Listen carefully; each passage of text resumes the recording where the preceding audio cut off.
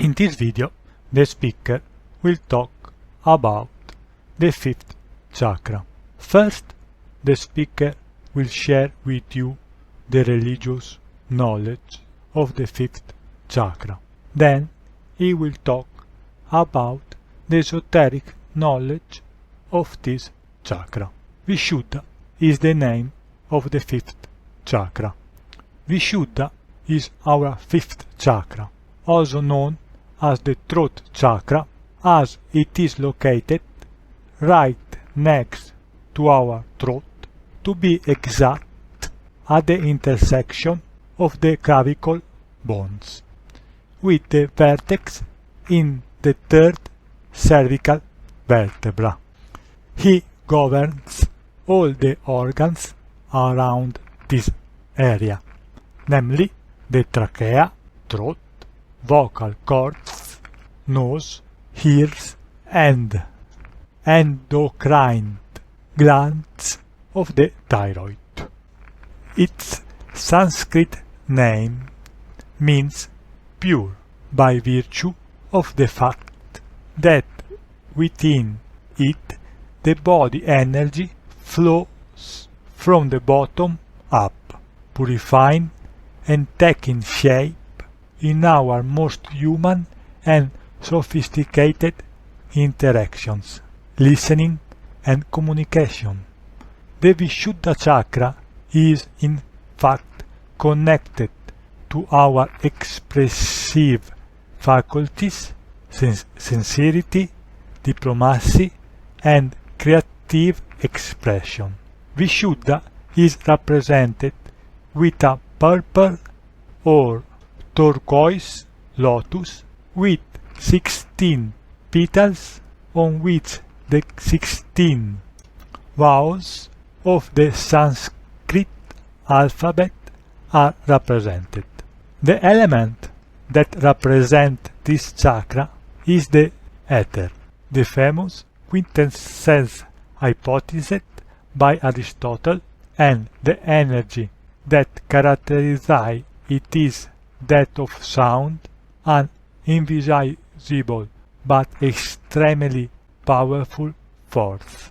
Finally, the color associated with it is blue, which has always been a symbol of purity and transparency.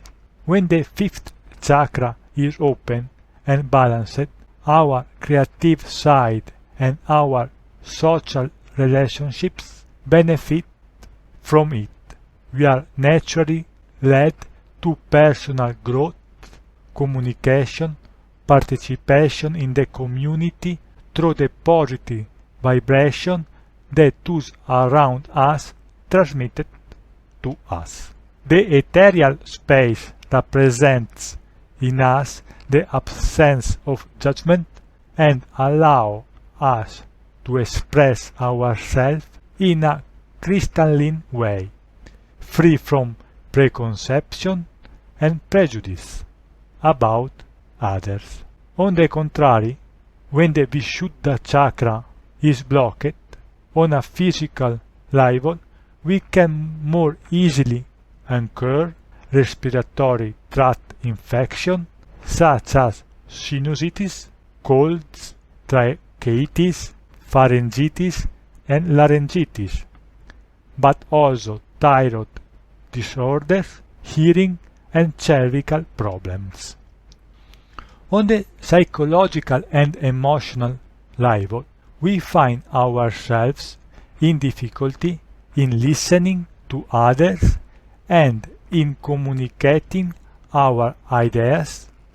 We tend to escape from social interactions, to close in on ourselves, and allow ourselves to be devoured by shyness, introversion, and a perennial sense of inadequacy. We fail to trust ourselves, our ideas, and our abilities, and we often resist change. If, on the other hand, the fifth chakra works exclusively, we adopt a completely opposite attitude. We are victims of restlessness and excessive self-esteem. We often eat our words or speak too fast and too impulsively. We are traversed by anger, pride, fanatism, and a false sense of superiority that lead us to degrade our relationships with others. From the esoteric point of view, this definition is very superficial, even if it contains some truths. This chakra analysis is suitable for people who psychologically live within social and religious systems. The speaker below will share the esoteric knowledge with you. The fifth chakra is located in the throat. Like all other chakras, the Vishuddha chakra moves between two opposites. These two opposites are the moral and the immoral. People who live in society, even if they are not aware of it, move between morality and immorality. In society, a person is viewed positively when he is moral and negatively when he behaves immorally. Various cultures have a different view of morality. For example, in Christian culture, it is not allowed to have more than one wife, while in Islamic culture, it is possible to have up to 4 wives.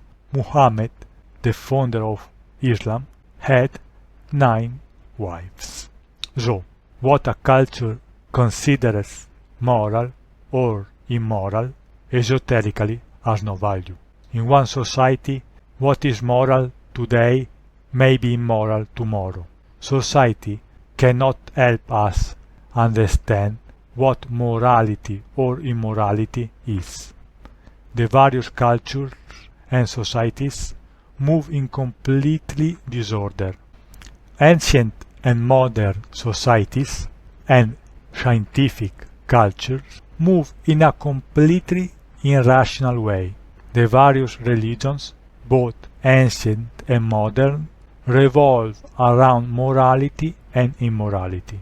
All religions have rules and behaviors that followers must respect.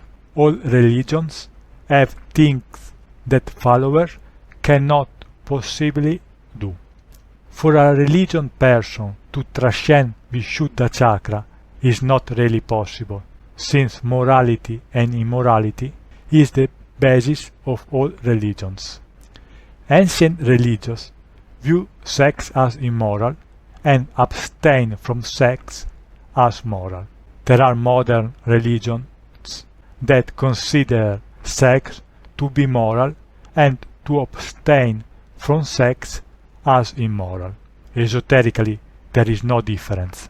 Religions that consider sex immoral and those that consider sex moral move within the fifth chakra.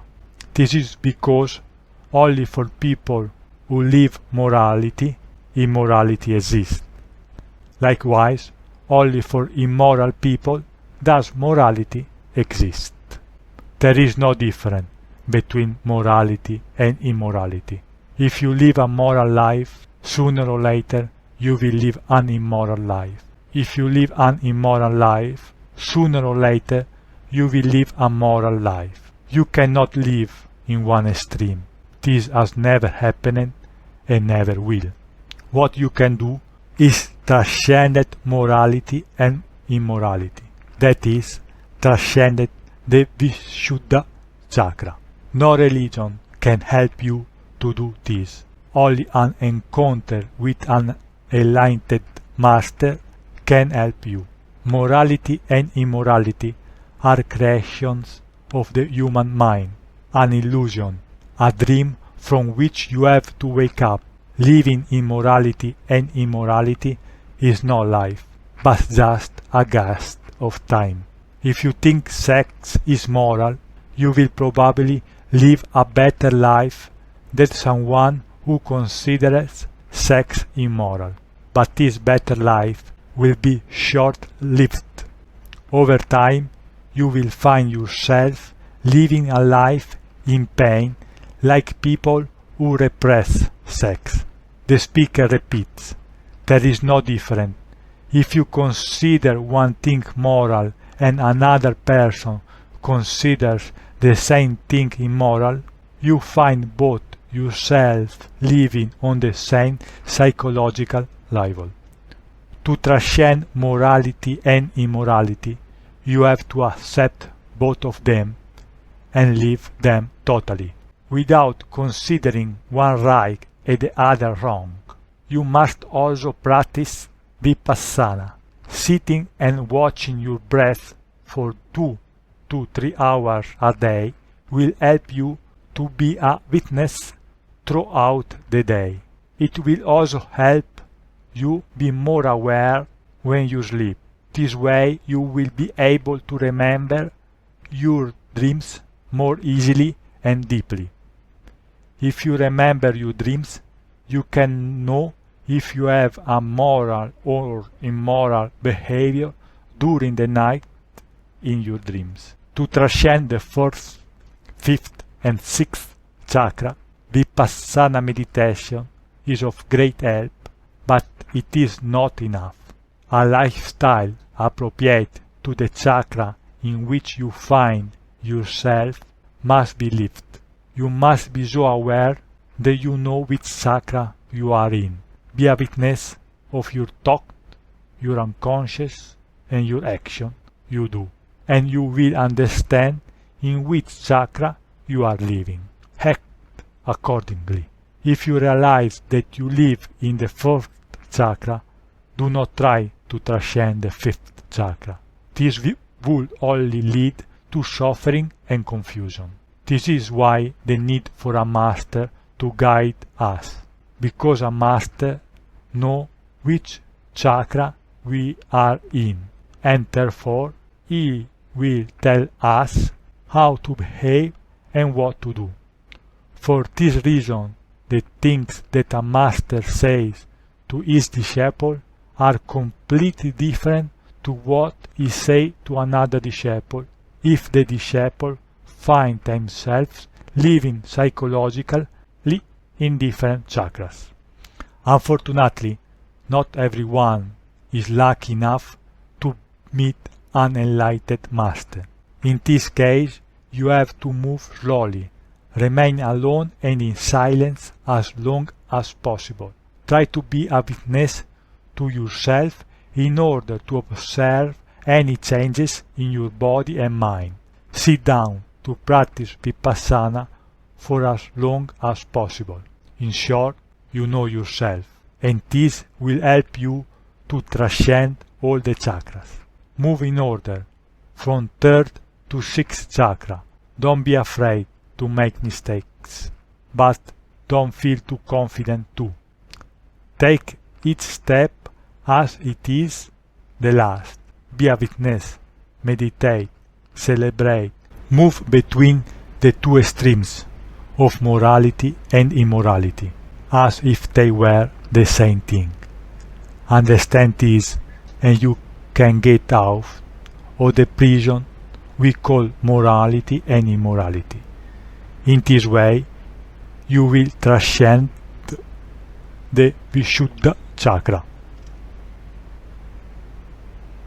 Thank you for listening.